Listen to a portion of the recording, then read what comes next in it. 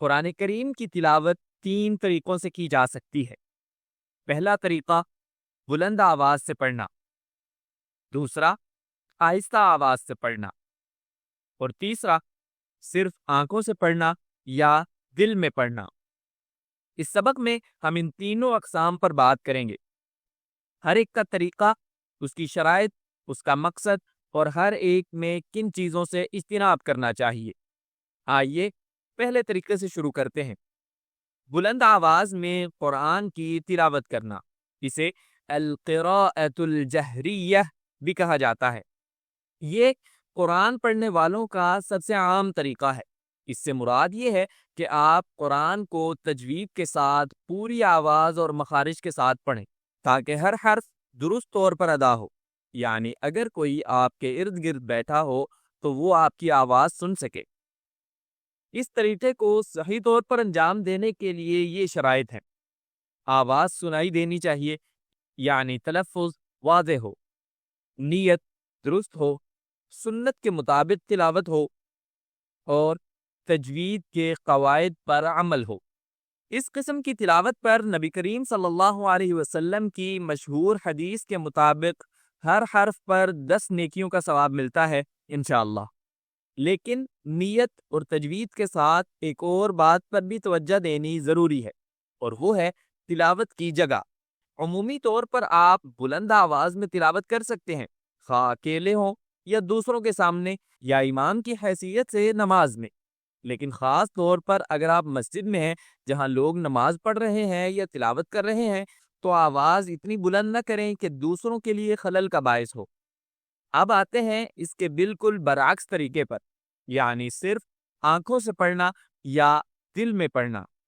اس کا مطلب یہ ہے کہ آپ صرف آیات کو دیکھیں یا انہیں یاد کر کے اپنے دل یا ذہن میں پڑھیں، بغیر زبان یا ہونٹوں کو حرکت دیے، یعنی صرف نظر کی حرکت ہو یا دل میں پڑھنا ہو۔ اسی لیے اس کو تلاوت نہیں کہا جا سکتا، کیونکہ جب تک زبان اور ہونٹ حرکت نہ کریں یہ تلاوت کے دائرے میں نہیں آتا، لہذا اس کا ثواب تلاوت کے برابر نہیں۔ البتہ اگر آپ قرآن کو اس طرح پڑھتے یا غور کرتے ہیں تو یقیناً آپ کو اس پر اجر ملے گا انشاءاللہ، لیکن تلاوت جتنا نہیں۔ اس طریقے کا بہترین استعمال تدبر کے لیے ہے، یعنی قرآن پر غور و فکر کے لیے۔ یہ آیات اور ان کی تفسیر پڑھنے کے لیے موضوع ہے تاکہ آپ ان آیات کے معانی کو سمجھ سکیں، لیکن آپ اسے سری نمازوں مثلا ظہر یا عصر میں استعمال نہیں کر سکتے۔ اگر کوئی شخص دل میں یا ذہن میں ہی آیات پڑھ لے اور زبان یا ہونٹ حرکت نہ کریں تو ایسی نماز درست نہیں بلکہ باطل ہو جاتی ہے۔ تو پھر سوال یہ ہے کہ سری نماز میں صحیح طریقے سے تلاوت کیسے کی جائے؟ یہ ہمیں لے آتا ہے اس قسم کی طرف جو باتی ہے، یعنی آہستہ آواز سے پڑھنا۔ اس قسم کی تلاوت کی صحیح تعریف سمجھنا بہت ضروری ہے، کیونکہ ہم روزانہ کی بنیاد پر اپنی نمازوں میں یہ طریقہ اختیار کرتے ہیں۔ جیسا کہ تمام علماء کا اس پر اجماع ہے کہ آہستہ آواز کی تلاوت کا مطلب یہ نہیں کہ آپ صرف آنکھوں سے پڑھیں یا دل میں سوچیں، بلکہ نماز میں تلاوت کے درست ہونے کے لیے کم از کم شرط یہ ہے کہ زبان اور ہونٹ حرکت کریں۔ اس کی وجہ یہ ہے کہ صحابہ کرام رضوان اللہ علیہم اجمعین نے دیکھا کہ نبی کریم صلی اللہ علیہ وسلم کی داڑھی سری نمازوں میں ہلتی تھی، جس سے معلوم ہوتا ہے کہ آپ کے منہ کی حرکت ہوتی تھی۔ البتہ اس بات پر اختلاف ہے کہ کیا اس دوران آواز ہونی چاہیے یا نہیں، یعنی آہستہ آواز میں آواز کی آہستگی کی حد کیا ہے۔ بعض علماء جیسے امام مالک اور ابن تیمیہ رحمہم اللہ یہ رائے رکھتے ہیں کہ صرف زبان اور ہونٹوں کا حرکت کرنا کافی ہے، آواز پیدا کرنے کی ضرورت نہیں، یعنی آواز بالکل نہیں، صرف مخارج کی حرکت، ایسا کہ کوئی آواز سنائی نہ دے۔ یہ اس طرح نظر آئے گا اور سنائی دے گا۔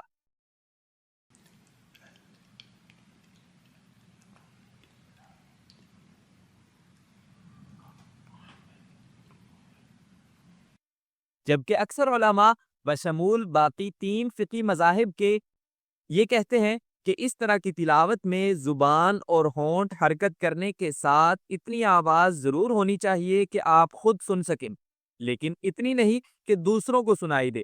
یعنی سرگوشی کے انداز میں تلاوت کرنا، ایسا کہ آواز صرف آپ کے کانوں تک محدود رہے۔ یہ اس طرح دکھائی دے گا اور سنائی دے گا۔ الحمد للہ رب العالمین الرحمن الرحیم۔ تو اب سوال یہ ہے کہ ان دونوں میں سے کس رائے پر عمل کیا جائے؟ چونکہ دونوں معتبر ائمہ کی آراء ہیں، اس لیے کم از کم شرط پر عمل کرنا کافی ہے انشاءاللہ۔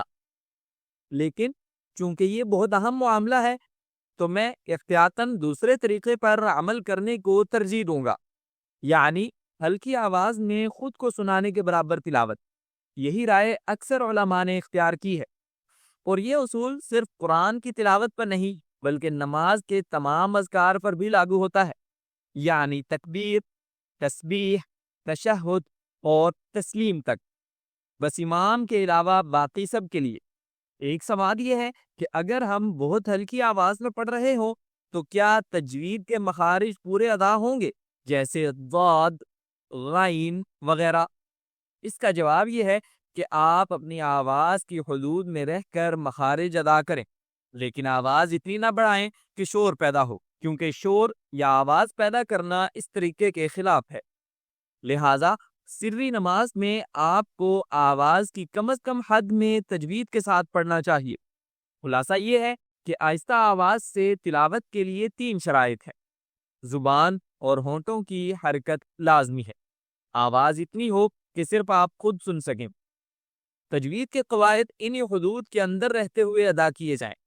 البتہ اگر کوئی شخص بولنے سے معذور ہے یعنی گونگا ہے تو اس کے لیے استثناء ہے، وہ دل میں تلاوت کرے گا اور یہ اس کے لیے درست مانا جائے گا انشاءاللہ۔